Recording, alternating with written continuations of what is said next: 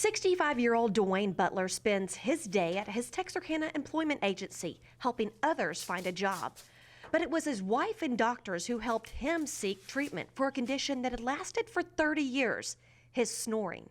I think my wife was having a more difficult time sleeping than I was. She said that my snoring was of such volatility that she couldn't sleep. His wife also described how he would stop breathing and then gasp for air. Butler was referred to Dr. Malcolm Smith, director of the Collom Carney Sleep Disorder Center. A sleep study confirmed that he was suffering from sleep apnea. In men his age, 15 to 30% of them have sleep apnea, so it's very common. It's associated with high blood pressure and atrial fibrillation. And of course, the sleepiness is a strong clue that sleep apnea may be present. Looking back, Butler can see the writing on the wall. He suffered from both high blood pressure and AFib.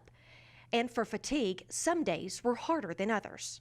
While there, I would notice while I'm working with tedious details or reports or something else, anything to do with our employment company, that I would get tired. And I might even be sitting up at my desk with my eyes closed, dozing for a second. Like others suffering from sleep apnea, Butler is using a CPAP machine at night.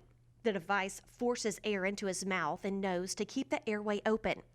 2 years after his study, Dwayne Butler is feeling great. I haven't felt this good in 20 years.